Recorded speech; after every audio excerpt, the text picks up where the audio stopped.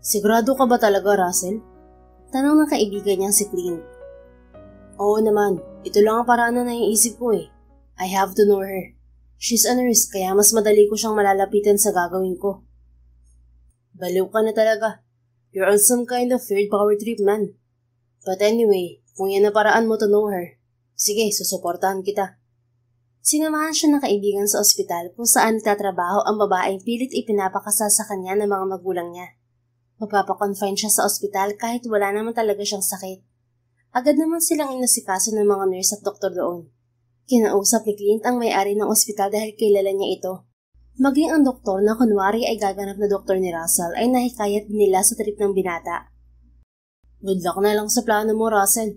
Sana mabubuhay ka pa ng mahaba at makasurvive sa sakit mo. Biro ni Clint. Nakipag-fist bump pa ito kay Russell.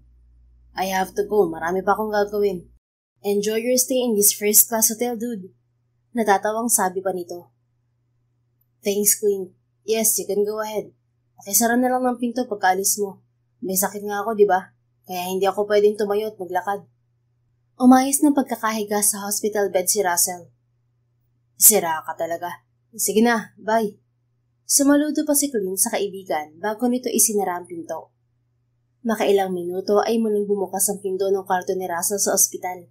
Kaya naman agad na pumikit ang binata para magpanggap na natutulog. Alam niya ang papasok ay ang nurse na pakay niya roon. Hindi lang niya alam kung ano ang pangalan dahil hindi siya interesadong malaman mula sa mga magulang niya. Natutulog ang pasyente mo, Dewey. Dinig ni Russell na sabi ng isa sa mga nurse na pumasok. Ay wow, talagang pasyente ko ha. Pasyente mo kaya siya. Ano ba raw ang sakit niya? Ang sabi ni Dr. Reyes may taning na raw ang buhay niyan. Pero ayaw ipasabi kung anong klaseng cancer ang sakit niya. Confidential daw. Kaya sundin mo na lang kung anong instruction sa'yo, okay? Bilin ni Micaela kay Dewey. Noted. I will do my best para maalagaan siya sa mga nalalabi niyang araw dito sa mundo. Ani mo'y nanunumpa pa na itinaas ni Dewey ang kanang kamay niya. Sana nga. Maiwan na kita. Marami pa akong pasyente na aasikasuhin eh. Bye, Dewey. Sige, best. Huwag ka mag-alala. Aalagaan ko ng mabuti ang bago kong pasyente. I will give you my heart, my soul, my all. Char! Bye na nga, alis ka na. Pabiro na pagtatabay ni Dewey dito. Naiiling na lang na umalis si Micaela at iniwan doon ng kaibigan. Walang kamalay-malay ang dalawang dalaga na nakikinig lang sa kanila si Russell. Agad namang nilapitan ni Dewey ang pasyente upang i-check ang vital signs. Okay, let me check you, Pogi. Hinawakan ni Dewey ang puso ng pasyente. Pwede naman kitang tawagin Pogi, ano? Patingin nga kung Pogi ka nga. Tiningnan niya ang mukha ng pasyenteng inaakalang tulog. Ay, in fairness, Pogi ka nga. Deserve mo na tawagin Pogi. Napapatangong sambit niya matapos sipatin ng mabuti ang mukha ng binata. Ang tangos naman ng ilong mo, kinabog pa ang ilong ko. Totoo ba yan? Hindi ritoke? Patingin nga sa malapitan. Pinakatitigang mabuti ni Dewey ang ilong nito. Walang kamalay-malay ang dalaga, nagising naman talaga at nagpapanggap lang itong natutulog. At dahil sa ginagawa niya ay pigil na pigil ni Russell na dumilat at itulak palayo ang mukha ng dalaga na sobrang lapit. Ramdam na ramdam ni Russell ang hininga ng nurse na tumatama sa mukha nito. Grabe, totoo nga hindi ritoke. Amused na komento ni Dewey. Sana all na lang. Sayang din may taning ng buhay mo. Sayang ang lahi mo, Pogi. Hindi pa rin inilalayo ng dalaga ang mukha niya sa mukha ni Russell. Kaya naman hindi na nakatiis pa ang binata. Idinilat na nito ang mga mata. Are you done checking on me? Literally? Masungit na tanong ni Russell sa dalaga. Nanlalaki naman ang mga mata na napasinghap si Dewey at agad inilayo ang mukha sa binata. Yes, I'm done checking on you, sir. Buti gising na kayo. Wala sa sariling sagot ni Dewey. Pero kaagad ding nahimasmasan. I mean, okay na po. Okay naman ang vitals niyo at okay naman po ang IV niyo, sir. Are you sure? Seryoso ang mukha na tanong ni Russell. Yes, sir. Bakit? May nararamdaman po ba kayo? May masakit po ba sa inyo? Saan po masakit, sir? Dito. Itinuro ni Russell ang ulo. Naitakik ni Dewey ang kamay sa bibig niya. Sa pag-aakalang ang malalang sakit ang tinutukoy ng binata. Masakit na masakit po ba, sir? Sandali lang po, tatawagin ko lang po si Doc. Babalik po ako kaagad. Palabas na sana ng kwartong yun si Dewey nang magsalita muli si Russell. No need. Don't call the doctor. I'm fine. Pakitaas na lang ng unan ko. Sigurado ka, sir? Hindi ba masakit ang ulo mo? Sumasakit ang ulo ko sa boses mo. Will you please lower your voice? Hindi maipinta ang mukha na tura ni Russell sa dalaga. Hindi ba dapat mahinahong magsalita ang mga nurse? So, hindi pala sumasakit ang ulo niyo, sir, dahil sa sakit niyo? Kung hindi dahil sa boses ko, ganun po ba? Yes, kaya pakitaas na ang unan ko para makaalis ka na at makapagpahinga na ako. Okay, sir. Pigil ang inis na lumapit si Dewey sa may unan ng pasyente para ayusin ang unan nito. Pero sinadya ng binata na magpabigat. Kaya naman nahirapan si Dewey na itaas ang unan nito. Binitiwan ni Dewey ang unan na hindi niya maiangat. Excuse me, sir. Pwede po ba na huwag kayo magpabigat? Hindi ko po kasi maiangat ang unan niyo. Medyo sarcastic ang tono ng wika ni Dewey sa binata. Tiningnan muna ni Russell ng seryoso ang dalaga bago magsalita. Ganyan ba talaga mga nurse sa ospital na to? Weak and incompetent? Excuse me, sir? Ako? Weak and incompetent? Hindi makapaniwalang gagad ni Dewey. Tila ba umakit ang dugo niya sa utak dahil sa inis sa pasyente. Ngayon lamang siya naka-encounter ng pasyente na ganito ka-arogante. Weak pala ha? Bulong niya sa sarili. Nagulat na lang si Russell nang biglang sumampa sa kama nito ang dalagang nurse. Hey! What are you doing, nurse? Itataas ko lang po itong unan niyo, sir. Habang nakasampa sa kama paharap sa binata at nakatitig sa mukha ni Russell, ay inaangat ni Dewey ang unan sa uluhan nito. Napanganga na lang si Russell sa ginawa ng dalaga at hindi ito nakahuma hanggang makababa sa kama si Nurse Dewey. Ayan, weak pa rin po ba ang tingin mo sa akin, sir? May kailangan ka pa ba? Kung wala, alis na ako. May ibang pasyente pa akong aasikasuhin. Pagkasabi ni Dewey ng mga salitang iyon ay nagmamadali siyang lumabas ng kwarto. What was that? Hindi naman makapaniwalang bigas ni Russell habang nakahawak sa kanyang dibdib sa parte kung nasaan ang puso nito. Napakabilis ng tibok niyon. Napapangiti pa ito habang nakatingin sa pinto ng silid. Dahil sa awkward na nangyari sa kwarto ng pasyente, naisip ni Dewey na magpakalma muna. Sakto namang break na niya. Kaya sa kantin siya ng ospital dumiretso at nakita niya roon ang best friend na si Micaela. Kaya agad siyang nagkwento sa kaibigan tungkol sa nangyari. Seriously, Dewey? Ginawa mo talaga yun sa pasyente mo? Oo nga, sabi. Ikaw naman kasi, bakit hindi mo sinabi sa akin na antipatikong gwapo pala yung pasyente na ipinasalo mo sa akin? Reklamo ni Dewey sa kaibigan. Malay ko ba na may attitude pala yun? Pagpasensyahan mo na lang. Wala naman tayong choice, diba? Trabaho natin na pagpasensyahan ng mga pasyente natin. Sakayaan mo na at may tanin naman ang buhay nun. Huwag mo nang patulan. Baka naaaburido lang dahil sa sakit niya. May choice ba ako? Wala naman. Ikaw na lang ulit na magpa-assign sa kanya. Ayoko na siyang makita pa. Nakatikim si Dewey ng hampas sa balikat mula kay Micaela. Aray naman, mapanakit. Daing ni Dewey habang hinihimas ang balikat na hinampas nito. Wala na nga bawian, diba? Pinalitan kita sa day off ko nung tinamad kang pumasok. It's your turn now to return the favor. Paalala ni Micaela sa kaibigan na ikanasimangot naman ni Dewey. Talagang nanumbat pa ang bruha. Sa bagay, gano'n naman talaga silang mga nurse. Give and take. Oo na, makasumbat ha. Kasi naman nakakahiya yung ginawa ko sa pasyente. Paano ko pa siya haharapin ngayon, best? Nakakahiya talaga. Sa inis ko talaga sa kanya, hindi na ako nakapag-isip ng tama. Panindigan mo na yan. Kaya mo yan. Deadmahin mo na lang. Kunwari, wala kang ginawa. Kunwari, hindi ka sumumpa sa kama ng pasyente. Tigil ang tawa na panunukso ni Micaela. Tuwang-tuwa ka pa. Ikaw ang naglagay sa akin sa kahihiyan na to Namang problema na isinubsob ni Dewey ang mukha sa mga palad. Excuse me, hindi ako nagsabi sa'yo na sumampa ka sa kama ng pasyente, no? Pasalamat ka, hindi pa yata nagsusumbong sa head nurse natin yun. Kung hindi, lagot ka. Pero move on na, okay? Galingan mo na lang ang pag-aalaga sa kanya. Alalahanin mo, may taning na ang buhay ng pasyente mo. Kaya huwag mong stressin, okay? At hanggat hindi ka pa pinatatawag sa kataas-taasan, ibig sabihin hindi ka sinubong ni patient Pogi. Napasimangot naman si Dewey. wala siyang magagawa kundi ang harapin ng pasyente na nakatoka sa kanya. Pagkatapos ng break niya ay nagpunta siya sa nurse station. Ano na namang problema ng pasyente sa room 307? Sa lubong ang kilay na tanong ni Dewey sa kasamahang nurse na si Divine. Agad kasi siya nitong sinabihan na hinahanap siya ng pasyente roon. Ikaw? Sagot na kaharap kay Dewey. Ako? Bakit ako?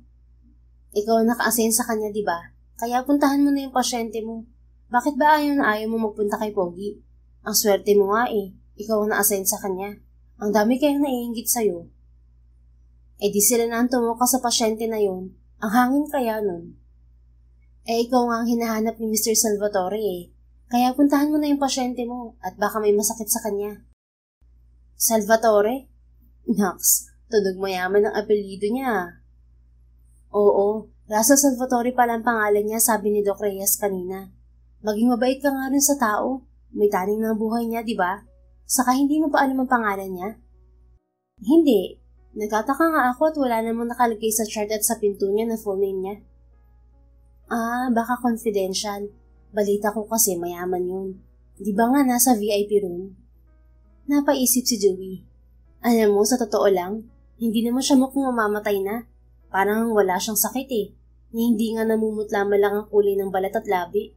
Sabi ni Dewey sa kasama. Hindi niya napansin ang pagsenyas nito sa kanya na tumingin sa likuran niya. Bakit ganyan ang mukha mo, friend? Nagtaka siya dahil bigla itong nag-iwas ng tingin. Hanggang sa pati siya ay napapitlag dahil sa boses na biglang nagsalita sa likuran niya. So, kailangan ko pa munang magmukhang malapit ng mamatay para asikasuhin mo ako, Miss Nurse. Nanlaki ang mga mata ng dalaga nang makilala niya kung kanino ang boses na yun. Sir? Ano pong ginagawa niyo rito? I'm looking for my nurse. Hindi niya kasi ako inaasikaso. Nandito lang pala siya nakikipagchismisan tungkol sa taong may taning ng buhay. Excuse me, hindi lang naman ako nag-iisang nurse sa ospital na to, sir. Kaya for sure, inasikaso naman kayo ng mga kasama ko.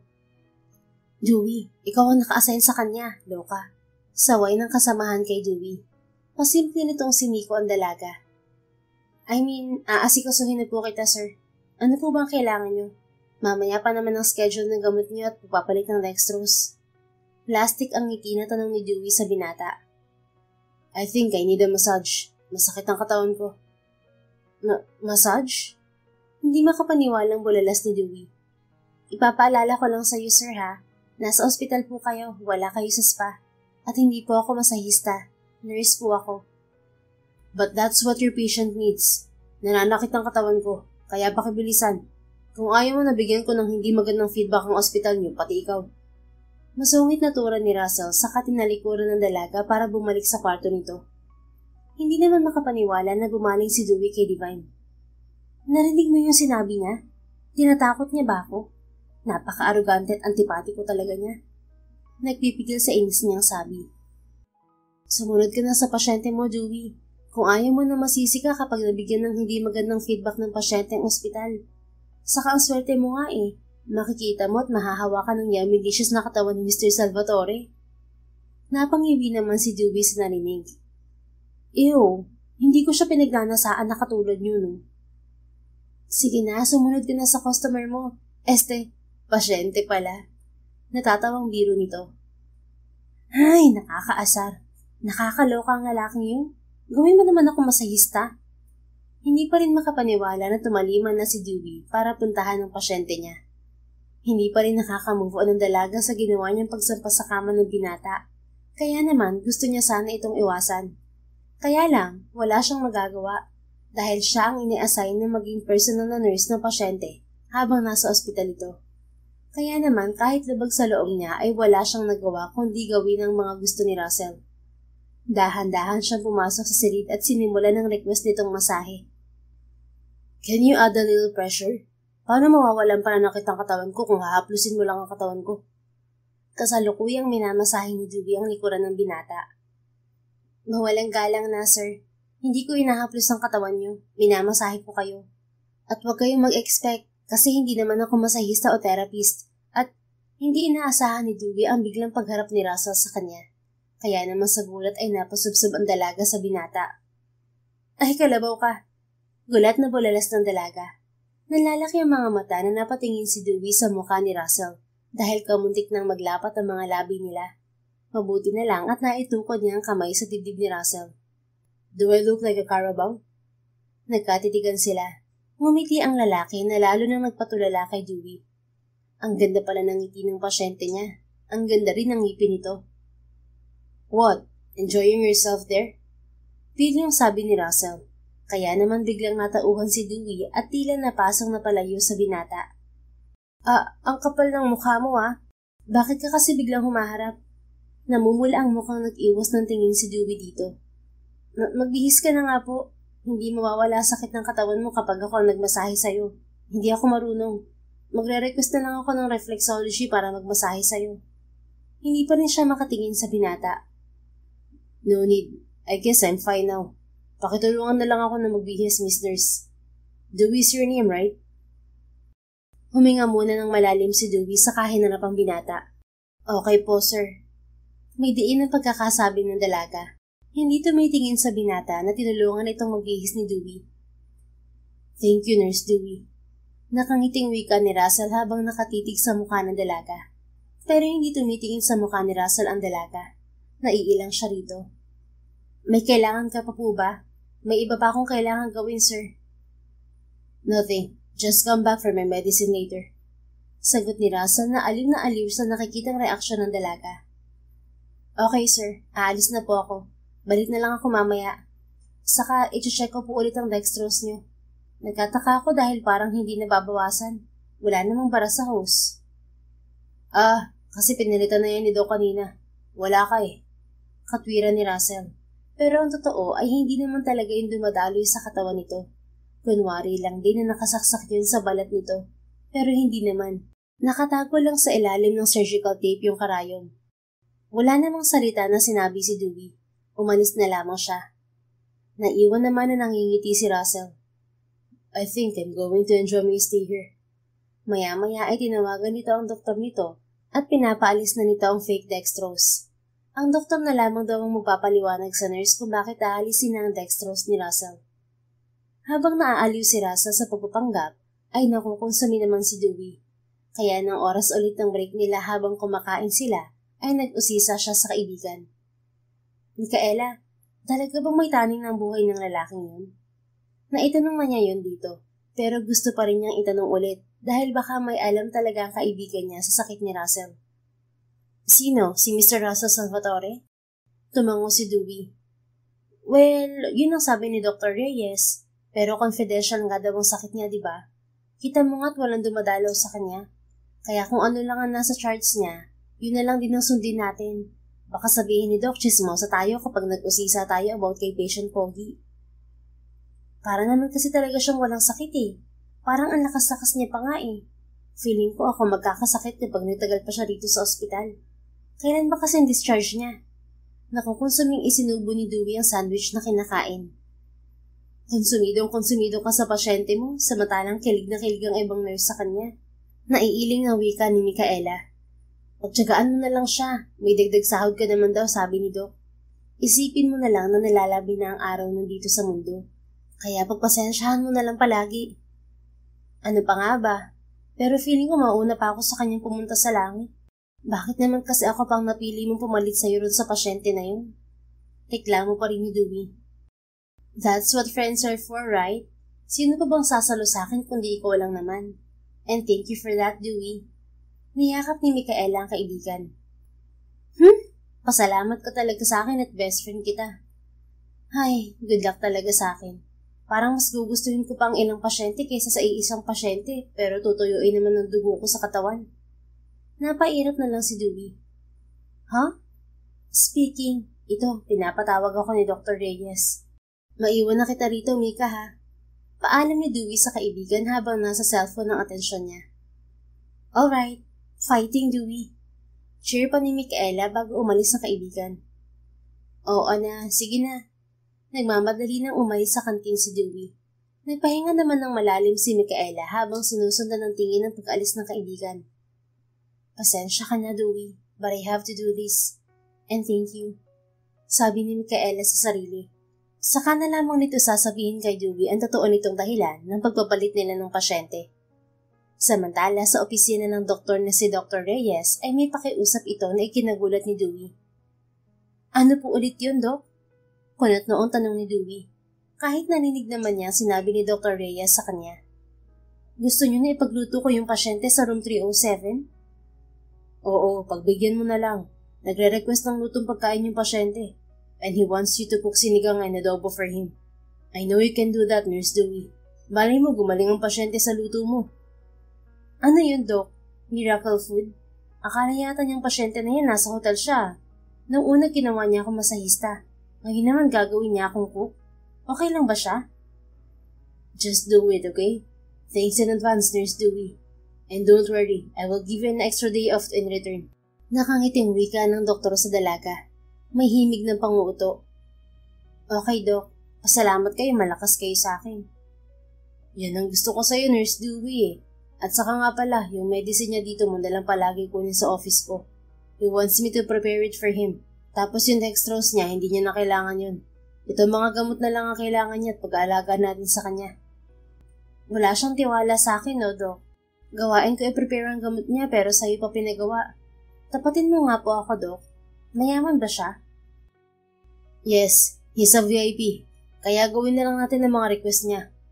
Sige na, magluto ka na at baka nagugutom na yun. Sige po, bibili na po ako ng mga gagamitin kong sangkap sa pagluluto. Ay, kapag minamalas ka nga naman. Yung mga VIP talagang tao, walang magawa sa buhay kundi mo power tripping no, Doc? May kilala naman ako mayaman at best friend ko pa, pero hindi naman gaya ni Mr. Salvatore. No need, nakanda ng lahat ng gagamitin mo sa kusina ng ospital. Ikaw na lang ang hinihintay, Iha. Wow, ready na talaga? Parang sigurado na kayo na papayag ako, Doc, ah. Sige po, magluluto na po ako. Cook ako ngayon, hindi nurse. Sarkastiko niyang sabi at paalam ulit kay Dr. Reyes. Naiwan na lang na naiiling at nangingiti si Dr. Reyes. Medyo naaawa din ito kay Dewey. Ngunit napakiusapan ito ng may-ari ng ospital na gawin na lamang ang gusto ni Russell. Hindi naman daw ito manggugulo sa ospital. Gusto lamang makilala ang isang nurse. Hay, ang mga kabataan talaga ngayon na mayayaman. Iba na ako magpahayag ng pagmamahal sa nagugustuhan. Napabuntong hininga na lamang na sabi ni Dr. Reyes sa sarili. Nagluto nga ng 2 putahe na request ng pasyente si Dewey sa kusina ng ospital. At pagkatapos niyang magluto ay dinala na niya ang pagkain sa kwarto ni Russell. Ito na pong pagkain niyo, kamahalan. Sarcastic na sabi ni Dewey habang inilalapag ang pagkain sa harapan ni Russell. What took you so long? Kanina pa ako nagugutom. Hindi maipinta ang mukha na reklamo ng binata. And are you being sarcastic to me? Huminga muna ng malalim ang dalaga bago nagsalita. Pasensya naman po, sir. Hindi po kasi madaling magpalambot ng karte ng baboy. At nakakahiya naman po sa inyo kung hindi ko sisiguraduhin na masarap ang timpla nito mga pagkain na pinaluto nyo. Sa nurse po ako, hindi ko, kaya hindi ako ganun kabilis magluto. Nitanya ni Dewey, saka inalis ang nakatakip sa pagkain. Kaya naman nalanghap ni Russell ang mabangong amoy ng pagkain na niluto ng dalaga. Hindi nito napigilang mapapikit habang nilalanghap ang mabangong amoy ng adobo at sinigang sa harapan niya. Napangisi naman si Dewey. Masarap yan, sir. Kain na po kayo. Dahan-dahan po mabulunan sana kayo. Hininaan ni Dewey ang bigkas sa huling sinabi niya. What did you say, Nurse Dewey? Ha? Sabi ko po, dahan-dahan, baka mabulunan kayo, sir. Saka mainit po yan, baka mapasok kayo. You didn't put anything here? Abat, pinagbintangan pa ako ng loko. Inis na bulong ni Dewey. Saka siyang ngumiti ng plastic sa binata. Don't worry, sir, wala pong lason yan. Lason? Are you sure? Yes, sir. Gusto mo ba tikman ko muna sa harapan mo para makita mo kung bubula ang bibig ko? No need. Kakain na ako. I'm starving kanina pa. Okay, sir. Nilitian ulit ng plastic ni Dewey ang binata. Nag-uumpisa ng kumain si Russell, pero napahinto ito sa pagsubo ng pagkain nang makita nito na nakatingin si Dewey. Pwede mo na akong iwan, Nurse Dewey. Tatawagin na lang kita kapag may kailangan ako. Pagtataboy ni Russell sa binata.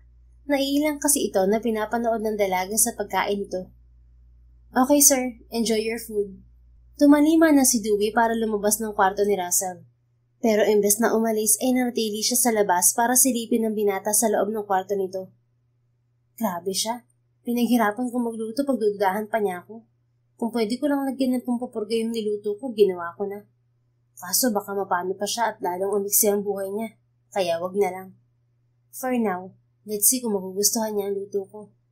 Sa loob naman ng silid ay maganang kumakain si Russell ng niluto ni Dewey. In fairness, it tastes good.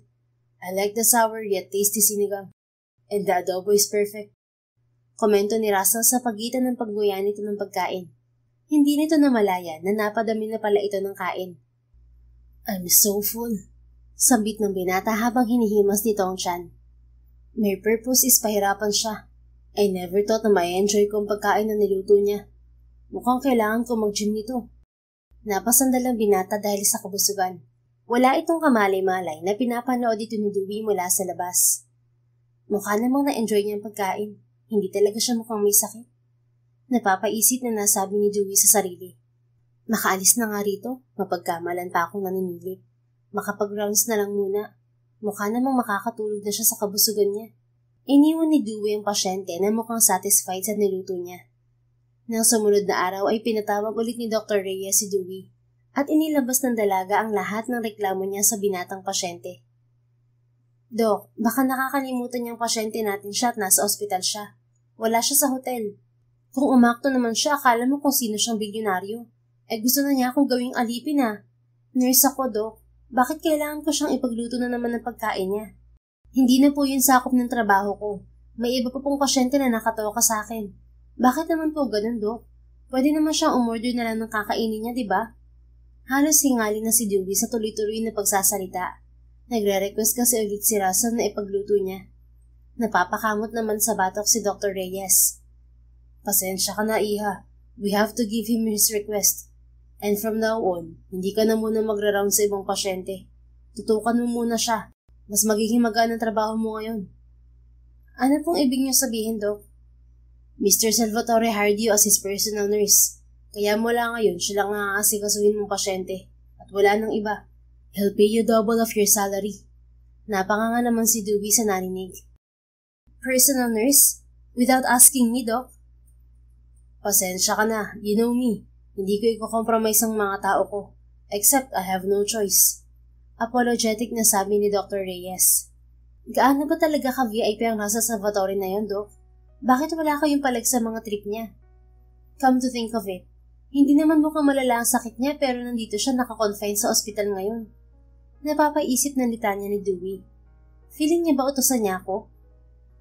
Hindi naman napigilan ni Dr. Reyes na matawa sa dalaga. Ikaw talaga, Nurse Dewey. Basta pagpasensyahan mo na lang ang mga tantrums ng pasyente, okay? For sure, may bonus ka namang matatanggap, Iha. Ano pa nga ba, Doc? Wala naman akong choice dahil dito ako nagtatrabaho. Thank you, Dewey. Kaya best employee ka palagi eh. Napaka-professional mong nurse kahit na alam kong napipikon ka na sa mga pasyente mo. At wala nga nagawa ang dalaga kung hindi ang ipagluto na naman ng pasyenteng si Russell. Sa libreng oras niya ay sa nurse station siya tumatambay, kung saan naka-assign ng iba pa niyang mga kaibigan na sina Divine at Jessica. Ano na namang request na putahin ng gwapo mong pasyente ngayon, Dewey? Tanong sa dalaga ni Jessica. Ayun, kare-kare. May request pa na blanch lang daw dapat ang gulay. Nakakaloka. Bigla akong naging chef. Mag-shift na kaya ako ng career, no? Pwede naman. Pwede rin na mag-apply ka kay Mr. Salvatore na personal cook niya. Mukhang nagustuhan niya ang mga luto mo, friend. Pabirong suggestion ng isa pang nurse na si Divine. Uy, may kasabihan nga na the way to a man's heart is through his stomach, di ba? Naku, mukhang nagayo mo muna si Mr. Salvatore sa luto mo, Dewey. Ano may kinikilig na komento ni Jessica, kaya hindi maipinta ang mukha ni Dewey. Che, nagayuma ka riyan. Wala akong balak gayumahin yung demanding na pasyenteng yun, no? Nakakainis kaya siya. Pinapahirapan niya ang buhay ko. Imbis na nag-aalaga lang ako ng may sakit, ngayon nagluluto na rin ako. Sa amin nga kakain na lang ako, tapos dito sa ospital tagaluto ako ng mayabang na yun. At least kay pogi ka lang nakatawa ka, no? Hindi ka gaanong nahihirapan. Hirit sa kanya ni Divine. Pero ano nga kaya ang sakit niya, no? Ano bang gamot ng pinapainom mo sa kanya, Dewey? Curious na tanong pa nito. Actually, iniisip ko nga kung ano ba talagang sakit niya eh. Yung gamot kasi na iniinom niya, hindi ko nakikita. Basta nakalagay siya sa isang lagayan at walang label. Sabi lang ni Doc Reyes, prepared na yung mga gamot na yun. Si Doc daw mismo ang personal na nag-aasikaso, wala raw tiwala sa iba yung mayabang na rasa na yun. Sa tingin nyo, may sakit nga kaya talaga siya? O trip niya lang na gawing hotel tong ospital? Di ba uso yung mga prank o challenge ngayon sa mga vloggers saka sa mayayaman? Bakit naman niya gagawin yun? Kung pwede naman siya magstay sa totoong hotel. Baka naman nagpapanggap lang siya na may sakit, tapos may nag-sponsor sa kanya. Kaya need niyang magpanggap, di ba? For the insurance or whatever na mapapala niya. Panguhula naman ni Divine. Hindi rin naman direktang sinabi ni Doc Reyes kay Dewey kung kilala ba sa Pilipinas na mayaman si Russell. Basta sabi lang nito sa kanya ay mayaman to. Pwede rin, baka may sugar mommy pala siya, no? But the question is, bakit naman papayag si Doc na gamitin ni Sir Russell ang ganyang kalokohan? Kilala naman nating marangal na doktor si Doc Reyes, di ba? Napapatango pa na sambit ni Dewey. Ako ba ang pinagkikismisan niyo? Oo. Nanlaki ang mga mata ni Dewey nang makilala ang boses na nagsalita sa likuran niya. Napapikit ang dalaga sa kadahan-dahan na humarap kay Russell. I mean, hindi po sir. Kanina pa po ba kayo riyan? Alanganin ang ngiti ni Dewey sa binatang hindi mo ipinta ang muka. Kaya naman pala kanina pa kita hinihintay, hindi ka dumarating sa silid ko. Kasi busy ka na naman sa pakikipagchismisan dito. Ganyan ba talaga kayong mga nurse dito? Palagi nilang umpukan at pinagchichismisan ng mga pasyente nyo? Tungkol po sa work ang pinag-uusapan namin, sir. Kanina mo pa ba ako hinihintay? Bakit? Ikaw naman, sir, na mismo ako kaagad. Pagbibiro ni Dewey para hindi na nito maalala na nagchichikahan sila. Pero hindi niya inaasahan na magiging tugon ng binata sa kanya. Oo, kaya huwag kang nawawala ng matagal. Seryosong sambit ni Russell, saka tinalikuran ang tatlong nurse na napanganga sa tinura nito. Oh my, narinig mo yun, Dewey? Na-miss ka raw niya? Imbit na napatili si Jessica habang inaalog si Dewey. Ang swerte mo naman, Dewey. Mukhang nagayuman na nga ng mga luto mo si Pogi. Kinikilig din na bulalas ni Divine. Ano ba kayo? Naniwala naman kayo ron. Pinagtitripan lang ako nun, no? Mabait lang yun kasi narito kayo. Pero kapag ako na lang ang kausap niya, nakakainis na siya. Diyan na nga kayo. Baka isumbong pa tayo ng lalaki yun na nagchikismisan dito. Iniwanan ni Dewey ang mga kasama. Habang naglalakad ang dalaga papunta sa kwarto ni Russell ay napahawak siya sa dibdib. Bakit naman wagas ka makareact dyan, Hart? Nasabihan ka lang na na-miss kahit hindi naman totoo nagwala ka na riyan. Kastigo ni Dewey sa sariling puso. Are you talking to yourself? Are you crazy? Ha? Napatingin si Dewey sa binata na nakasandal sa pintuan ng kwarto nito. Hindi niya namalaya na nakarating na pala siya roon at naghihintay sa kanya sa labas ang binata. Nababaliw na nga yata ako, sir. Kaya mabuti siguro kung ma-request na kayo ng ibang nurse na mag-aalaga sa inyo. Wala sa sariling sambit ni Dewey. Saka nito tinalikuran ng binata para umalis. Pero pinigilan ni Russell ang pag-alis ng dalaga. You can't leave me without my permission. Seryosong tura ni Russell habang nakatingin sa dalaga. Bakit po, sir? Dahil bayad ang bawat oras mo sa pag-nurse sa akin. Pero parang babysitter po yata ang gusto niyo, sir. Whatever. Basta hindi ko pwedeng mag-resign hanggat naka-admit ako rito. Inilapit pa ng lalaki ang mukha nito sa mukha ni Dewey. Kaya naman yun na naman ang puso niya. Dumagundong na naman sa kaba. Buti na lang at pusa ding lumayo ang lalaki kaya nakahinga siyang maayos. Pagkatapos ng araw na yun ang pag-uusap nila ni Russell, ay sinubukong umiwas ni Dewey dito. Tila kasi hindi na pasusupil ang puso niya sa lalaki. Arrogante to, pero hindi niya rin alam sa puso niya kung bakit lumalakas ang tibok nito sa tuwing kasama si Russell. Pero hindi naman niya pinapalagay na umiibig na siya sa lalaki. Pwedeng humahanga lang din siya sa taglay nitong kagwapuhan kahit na naiinis siya dito. Pero kahit iwasan niya ito, mukhang hindi naman niya magagawa dahil bukod sa personal nurse siya nito, mukha ring may kakulitan itong taglay. Are you avoiding me? Nanlaki ang mga mata ni Dewey nang marinig niya na nagsalita si Russell mula sa likuran niya. Paalis na sana ang dalaga sa kwarto ng binata. Matapos niyang ilapag sa kama ang pananghalian ni Russell sa araw na yon na siya mismo ang nagluto. Nagbadali siya sa kilos habang nasa banyo ang binata, pero naabutan pa rin siya nito. Mukhang nahalata nito ang pag-iwas niya rito. Hindi na rin kasi niya ito masyadong kinakausap maliban na lang kung related sa trabaho. Napatayo ng tuwid si Dewey sa kadahan-dahan na humarap sa binata. Of course not, sir. Bakit naman po kita iiwasan a personal nurse mo ko? Alanganin ang ngiti na sagot ni Dewey. Talaga lang ha. Ilang araw mo nang iniiwan ng pagkain ko habang nasa banyo ako. O di kaya habang tulog ako. Naglakad dito palapit sa dalaga. Kaya sabihin mo, iniiwasan mo ba ako? Hindi nga po, sir. Bakit mo naman naisip yan? Pinilit ni Dewey na maging mataray pa rin kahit na kinakabahan. I don't know. That's why I'm asking you. Huminto ang binata sa tapat mismo ng dalaga. Kaya naman sobrang lapit na nila sa isa't isa. Halos 2 pulgada na lamang. Sir, alam niyo naman siguro yung personal space, hindi ba? Pwede bang lumayo kayo ng konti? Hindi naman po kasama sa job description ko na ilapit mo ang sarili mo masyado sa akin. Unless, ito-check kita bilang nurse mo. Dama na naman ni Dewey ang sobrang lakas ng kabog ng dibdib niya sa simpleng paglapit nito. Just answer my question, Nurse Dewey. May diin na tura ni Russell. Habang seryosong nakatitig sa mukha ng dalaga. Kaya naman lalo lang kinabahan si Dewey. Whoa, calm down self. Saway ni Dewey sa sarili. Huwag kang mag-hyperventilate. Ano ka ba naman kasi, Hart? Bakit ang lakas ng kabog mo? Anong nangyayari sa'yo? Kastigo pa niya sa puso niya.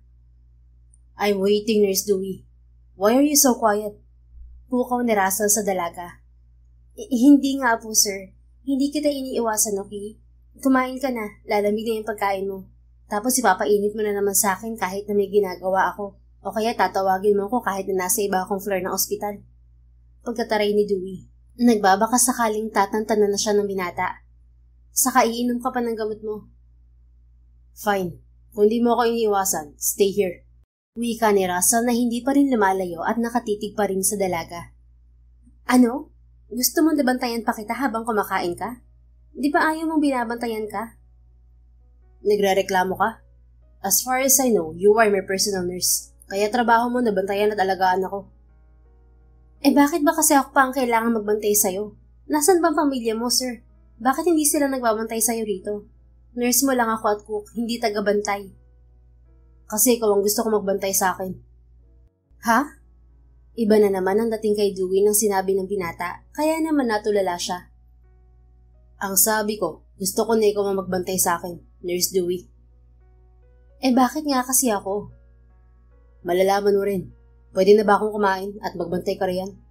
Nakatitig pa rin sa dalaga ng wika ni Russell. Eh di kumain ka, hindi naman kita pinipigil ng kumain, sir. Papilaw sa pang tugon naman ni Dewey. Stay here. Don't leave. I might need you later. Hindi pa rin ito inaalis ang tingin sa dalaga. Wow, ang possessive lang, sir. Mahinang sambit ni Dewey. What did you say? Ang sabi ko, yes sir, hindi po ako aalis. Kumain ka na. Baka masisipa ako kapag nadagdagan ng ulcer ang sakit mo. Sarcastic na tura ni Dewey sa binata. Sa kanya binigyan ng plastic ng ngiti ang binata. Fine. Tinalikuran na siya ni Russell. Nakahinga naman ng maluwag si Dewey nang makalayo na sa kanyang binata. Habang kumakain si Russell ay naroon lang si Dewey. Init na nakatayo malapit sa pintuan ng kwartong yun. Saan ka natutong magluto, Nurse Dewey? O ikaw nga bang nagluluto ng mga pagkain na pinapakain mo sa akin? Tanong ni Russell sa pagitan ng pagmuya. Sinigang na hipon ang iniluto ni Dewey para sa pananghalian ng binata sa araw na yon. Ay, wow ha? Pagdudahan na naman ba ako? Paulit-ulit ko ba dapat sabihin na ako ang nagluto ng mga kinakain mo, sir? And don't worry, walang gayumang mga yan. Sabay irap ni Dewey sa binata. Bigla namang nasa mid si Russell sa narinig mula sa dalaga. Naubo ito at hinampas ang dibdib. Oh, water please. Hingi nito ng saklolo kay Dewey. Sandali lang, sir. Dali-dali nagsalin ng tubig sa baso si Dewey saka iniabot sa binata. Are you okay? Hinagod ng dalaga ang likod nito. I'm okay now. Iniambot niya ang baso kay Dewey. Thank you. Dahan-dahan naman kasi, sir. Alam ko na masarap ako magluto pero kalma lang, okay? Wala ka namang kaagaw eh. Really? Nakangising tanong ni Russell sa dalaga. Wala akong kaagaw? Ha? Naguguluhan naman ang dalaga sa sinasabi ng kaharap. Oo. Kasi para sa'yo lang naman yung pagkain na yan eh. Alright. Ani mong natutuwang sambit naman ni Russell saka pinagpatuloy ang pagkain. Naguguluhan pa rin na bumalik na lang sa pwesto niya kanina si Dewey. Nais niya magkwento sa kaibigang si Micaela sa nararanasan niya kay Russell. Maging nga abnormal na tibok ng puso niya sa tuwing napapalapit ang binata sa kanya, ay nais din niyang sabihin sa kaibigan. Ngunit ang hindi niya maintindihan ay ilang araw na niyang hindi mahagilap ang babae. Wala naman itong sinabi na maglilibito sa ospital. Matagal na silang magkaibigan ni Micaela. Anak mayaman nito pero mas gusto nitong magtrabaho sa ospital kaysa mag-handle ng negosyo ng pamilya nito. Kahit mayaman ito ay naging magkaibigan pa rin sila noong kolehiyo sila. Kilala rin siya ng mga magulang ni Micaela. Hindi matapobre ang mga ito kahit na nakakaangat sa buhay. Bakit kaya hindi sinasagot ng babaeng yun ang mga messages ko? Pati tawag ko. Kung kailan naman kailangan ko siya sa missing in action ng bruha. Daldal ni Dewey mag-isa habang nagme-message pa rin kay Micaela. Naisipan niya na rin na hanapin sa mga katrabaho nilang kaibigan.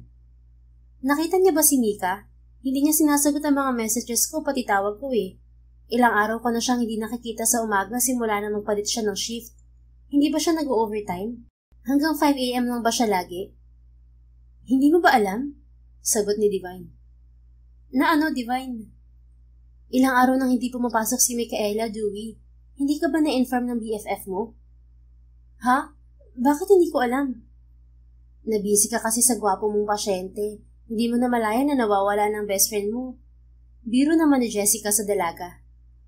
Nabisi ka riyan. Inirapan ni Dewey ng pabiro ang kasama. Tinawanan lang naman siya ni Jessica. Kayo kaya ang alipinin ng power tripping na pasyente.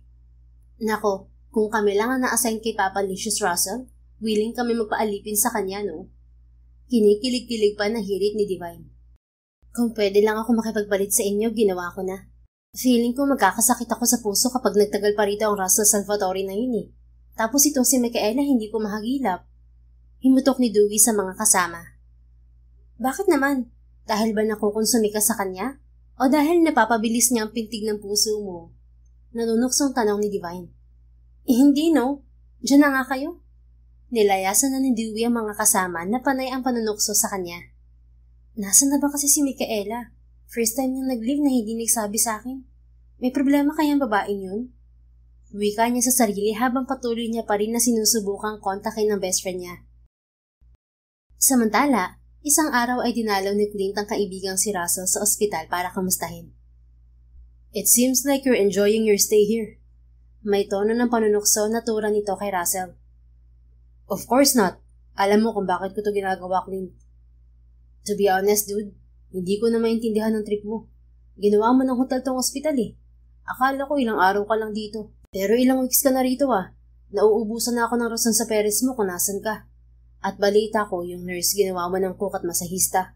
Mabuti na lang, hindi pa niya nalalaman na wala naman talagang taning ang buhay mo. At wala ka naman talagang sakit. Naiiling nalitan niya ni Clint. Alam mo naman kung sino siya, hindi ba? At kung bakit ako nandito. Gusto kong makilala ang babaeng gustong ipakasal sa akin ng parents ko. Nakilala mo na siya. Wala ka pa rin bang balak na lumabas dito sa ospital at bumalik sa kumpanya nyo? Napapasarap ng bakasyon mo, dude. Pero ang parents mo napapraning na kung saan ka hahagilapin. Nagsalin ng scotch sa baso si Russell bago sinagot ang tanong ng kaibigan. Dala ni Clint ang alak dahil alam nito na miss na niya ang alak. Ayoko pa. Hayaan mo si na mami. Basta magdahilan ka na lang. Nilagok niya ang alak sa basong hawak. Wow, that's new. Dati-rati ayaw na ayaw mo magpapakonfine ng matagal sa ospital. Pero ngayon it's been a month, dude. Pero ayaw mo pang lumabas dito. Anong nakain mo? Yung mga luto niya. Gusto mong ipatikim ko sa'yo? On the second thought, wag na pala. Hindi niya pwedeng ipatikim sa iba mga niluluto niya para sa akin. Sa akin lang yun. Mabilis na tinakpan ni Russell ang pork steak na niluto ni Dewey na nasa ibabaw ng mesa. You're funny, Russell. Kung hindi kita kilala, iisipin ko na nai-inlove. Biglang natigilan si Clint. I mean, na may gusto ka na sa kanya. I won't deny it. Matapang na pag-amin ni Russell. So, inaamin mo na gusto mo na yung babaeng gustong ipakasal sa'yo ng parents mo? Yes, I like her. She's so funny kapag naiinis siya. Saka kahit reklamador siya, she's still doing her job. Tapos hindi siya basta-basta papaapi. Kailangan lang sa trabaho niya kaya kailangan niya akong sundin. Natutuwa akong inisin siya lagi. Tapos ang sarap pa niya magluto. Pero sa masahe, never mind. Wow, hindi mo man lang dininay, Russell. What's the point of denying it? Total, ipapakasal naman nila kami, di ba? At least now, I won't object anymore. I think she's the one, dude. Kibit balikat na sabi ni Russell. Mukhang nagayuma ka ng babaeng yun sa mga pinakain niya sa'yo ah. But the question is, did she feel the same way? Saglit na natigilan naman si Russell sa narinig. Well, I have ways to find out. Good luck on that, dude. And congratulations! Sa wakas, in love ka na. Nakipag-fist bump si Clint sa kaibigan. Nag-toast pa ang dalawa. Thanks, Clint, sa pagtulong mo sa akin sa trip ko na to. Kung hindi dahil sa'yo, hindi ko siya makikilala ng personal at makakasama. Sa mga oras na yun ay iniisip na niya kung ano ang gagawin niya para malaman ang feelings ni Dewey towards him. Ang hindi alam ng binata, kanina ay nasa labas ng kwarto nito si Dewey at naririnig ang ibang pag-uusap ng magkaibigan. Kaya imbes na pumasok sa kwarto ni Russell, ay nagpunta na lang muna sa nurse station si Dewey at nagkwento sa mga kaibigan kung anong natuklasan niya. So, wala talagang sakit si Mr. Salvatore? Shock na tanong ni Divine pagkatapos magkwento ni Dewey. Oo, at wala talagang taning ang buhay niya. Lintik na yun. Ginawa kong kusinera at masahista dahil akala ko mamamatay na siya. Yun pala naman ay malakas pa sa kalabaw. Nagiinuman pa nga ang dalawang kumag sa loob ng private room ni Sir Russell eh. Kung ganun, bakit siya nandito sa ospital? Mag-iisang buwan na rin siya rito, di ba? Naguguluhang tanong din ni Jessica. Hindi ko alam, pero isa lang ang alam ko. Niloloko niya tayo, lalo na ako. To think na kino-consider ko na may taning na ang buhay niya, kaya pinagpapasensyahan ko ang lahat ng pagpapahirap niya sa akin. Hindi maipinta ang mukha na litanya ni Dewey. Hindi narinig lahat ni Dewey ang sinabi ni Russell kanina dahil pagkarinig niya na walang sakit ang lalaki, umalis na siya dahil sa labis na inis. Anong plano mo ngayon? Tanong ni Divine. I will give him a dose of his own medicine. Nakangising sabi ni Dewey. Nagkatinginan na lang sina Divine at Jessica. Aba, at mukhang may gantihan ah. Baka naman in love ka na kay Mr. Pogi, Dewey. Kantsaw ng mga ito. Hell no! Todo tanggi niya pero namumula ang pisngi sa hiya. Aminado naman siya na gusto na niya ang lalaki pero na-turn off siya sa nalaman. Turn off na nga ang ugali nito tapos malalaman niyang iba ang trip nito. Pati sakit ay ginawang biro. Nang sumunod na araw ay isinagawa kaagad ni Dewey ang plano niya. At yun ay kung paano mapapaamin si Russell sa pagpapanggap nito. Kumatok muna ang dalaga bago isinungaw ang ulo sa pintuan ng kwarto ng binata. Sir, oras na po nang inom niyo ng gamot. Kami, Nurse Dewey. Napangisi naman si Dewey bago tuluyang pumasok sa kwarto ng pasyente niya. Ito na po ang gamot niyo, sir. Iniabot ni Dewey sa binata ang gamot na nasa loob ng isang lalagyan. Ito po ang tubig. Inabutan niya rin ito ng isang baso ng tubig. Salamat. Mamaya ko na ito iinumin. Inilapag ni Russell ang lalagyan ng gamot sa side table at ang baso ng tubig. Kunot ang noon namang napatingin si Dewey sa binata. Hindi ba kailangan on time yung inumin ng gamot niyo, sir? No, it can wait. I have to ask you something, Dewey. Sige po, pero may kailangan po muna akong sabihin sa inyo, sir. Malungkot ang ekspresyon na putol ni Dewey sa sasabihin ng binata. What is it? Bakas ng pag-aalala na tanong ni Russell. Napabangon ito mula sa pagkakasandal sa headboard ng hospital bed. I hate to say this, pero hindi ko na po kayo maaalagaan, sir. Mas pinagmukha pa ni Dewey na malungkot ang sarili. Sa lubong ang kilay na napatitig si Russell kay Dewey. Bakit hindi? I already told you, hindi mo ako pwedeng iwan without my permission. Yes, sir. Pero how about my condition? Pinagmukha pa ni Dewey ang sarili na naiiyak. What condition? Tell me. I'm sick, sir. Kaya pasensya na. Hindi ko na po kayang ma-assign sa inyo as your personal nurse. Kumuha na lang po kayo ng kapalit ko. Kailangan ko rin pong alagaan ng sarili ko. Soon enough, magre-resign na rin ako dito. What are you talking about? Anong sakit mo? Hindi na napigilan ni Russell ang sarili. Bumangon na ito ng tuluyan at lumapit sa dalaga. Sorry, Lord, dahil magsisinungaling po ako. Patawarin niyo po ako. Bulong ni Dewey sa isip. Hey, tell me, Nurse Dewey.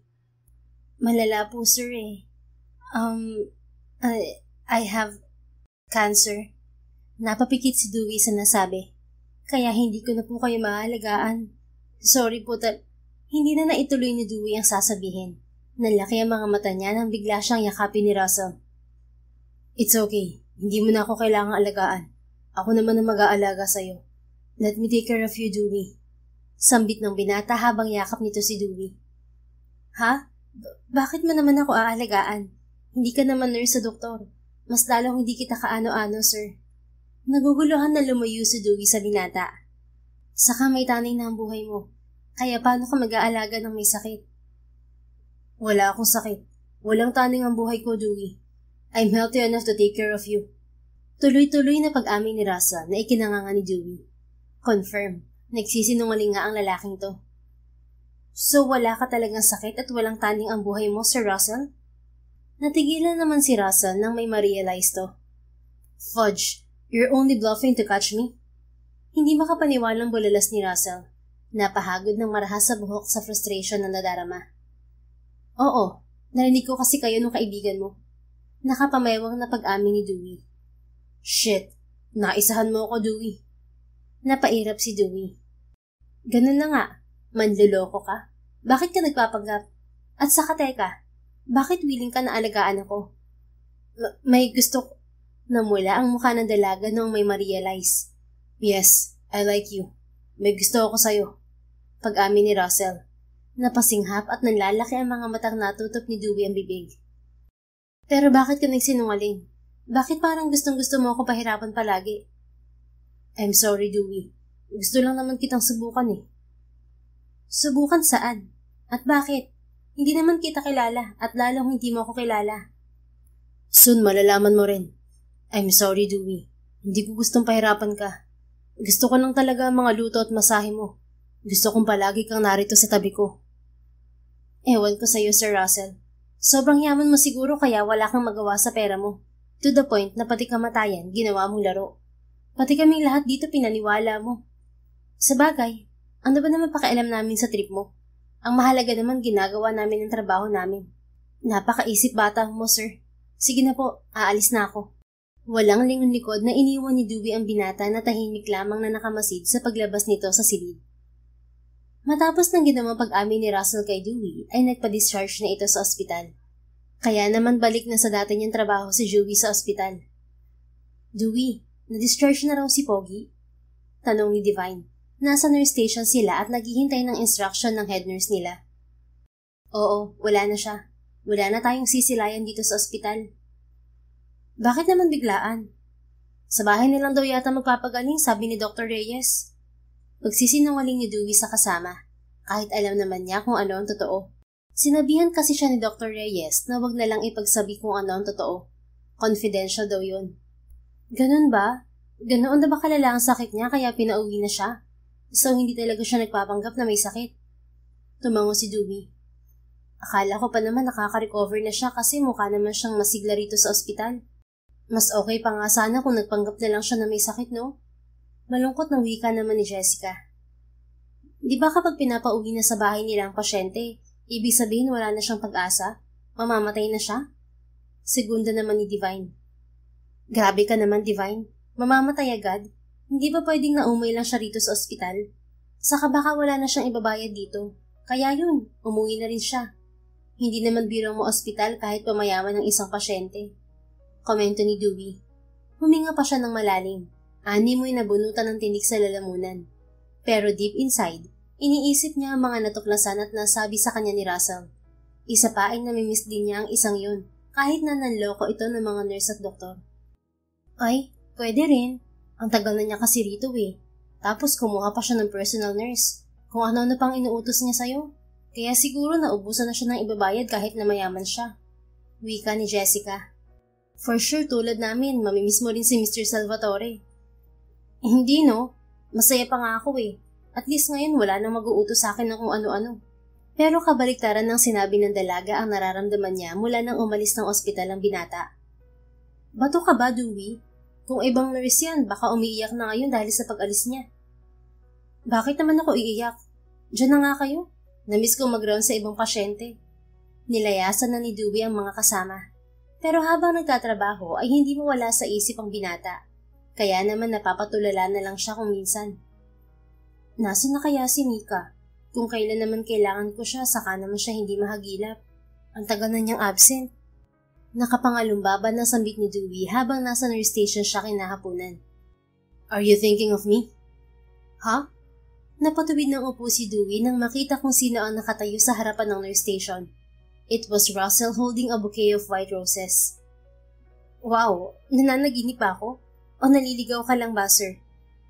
Stop dreaming of me, because I'm already here in front of you. Napaingos naman ng dalaga. Ang kapal. I'm not dreaming of you, no? Bakit ka na naman nandito? May dadalawin ka ba? Yes, ikaw. Flowers for you, Dewey. Inilapag ni Russell ang bouquet of flowers sa harapan ng dalaga. Para sa akin to? Do I have to repeat it again? Okay. Those flowers are for you, and I came here to invite you for lunch. Nakangiting sabi ng binata. Lunch date? Bakit? Nililigawan mo ba ako, sir? Obviously. Now, are you coming with me? O gusto mo na buhatin pa kita para maisama kita sa restaurant? Seryoso ka ba talaga sa mga pinagsasabi mo sa akin mula pa noong nakaraang araw na nandito ka pa sa ospital until now?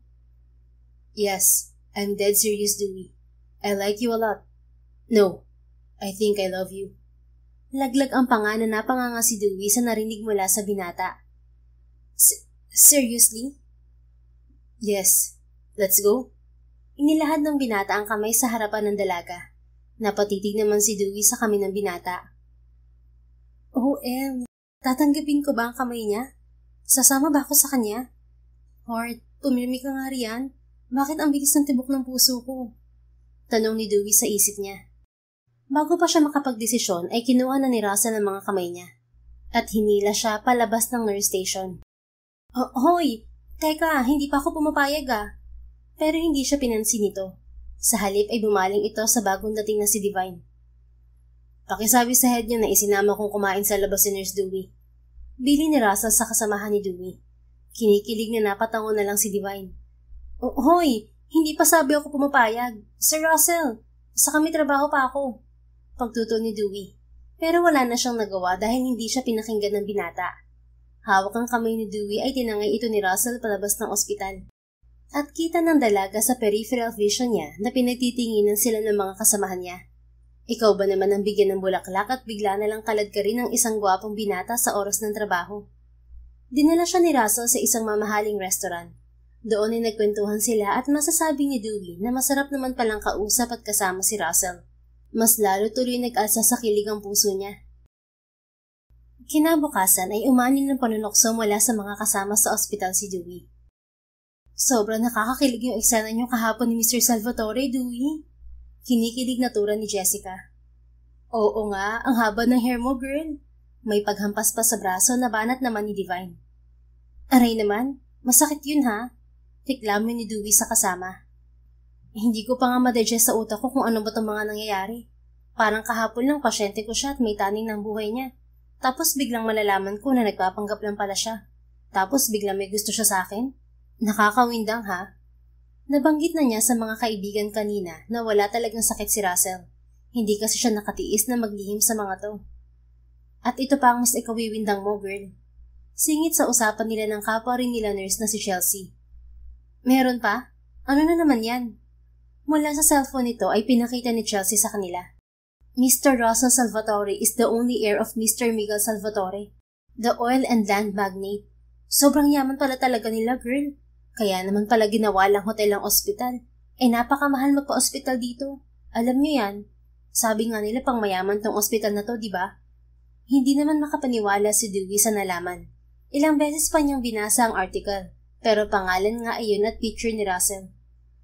May gulay. Napapaisip na bulalas ni Dewey. Paano magkakagusto sa akin ng ganyang kayaman na nilalang? Langit siya at lupa ako, guys. Ganun na nga, girl. Pero mukhang wala naman pakialam sa status mo sa buhay si Mr. Salvatore. Wika ni Divine. But the question is, paano naman ang mga magulang niya? Boto kaya sila sa'yo? Alanganing tanong naman ni Jessica. Wow, pang telenovela ang peg ng love story mo, Dewey. Napapapalakpak pa sa tuwang komento ni Chelsea. Napangiwi naman si Dewey. Dapat ba akong kabahan? Another question is, gusto mo na rin ba siya? Tanong ni Chelsea sa dalaga. Oo. Alangan na sagot ni Dewey. At napatakip na lang siya ng tenga nang sabay-sabay na tumuli ang tatlo. Ano ba kayo? Baka mapagalitan tayo. Huwag nga kayong maingay. Sorry, basta support kami sa love story niyong dalawa. Kinikilig pa rin na sabi ni Jessica. Tama, Team Dazzle kami. Tura ni Divine na ikinakunot ng noo ni Dewey. Dazzle? Dewey plus Russell equals Dazzle. Sabay impit na tili ni Chelsea. Napatapik na lang sa noo si Dewey. Ewan ko sa inyo. Diyan na nga kayo at may gagawin pa ako. Iniwan niya ang tatlo na nagpapalitan pa rin ng komento. Ngayon pa lang ay sumasakit na ang ulo ng dalaga sa mga posibleng mangyari dahil sa natuklasan niyang totoong katauhan ni Russell. Oo nga at gusto nila ni Russell ang isa't isa. Paano naman ang pamilya nito? Who would have thought na bilyonaryo pala ang mokong na yun? Kaya naman pala ang lakas mag-power trip nung nandito siya sa ospital. Kaya naman pala walang palag si Dr. Reyes sa mga trip niya. Siguro triple ang bayad nun kay Dr. Reyes. Nagpauto eh. Naiiling na sambit ni Dewey habang mag-isang naglalakad sa hallway ng ospital. Natigil sa paglalakad ang dalaga nang maramdaman na may sumusunod sa kanya.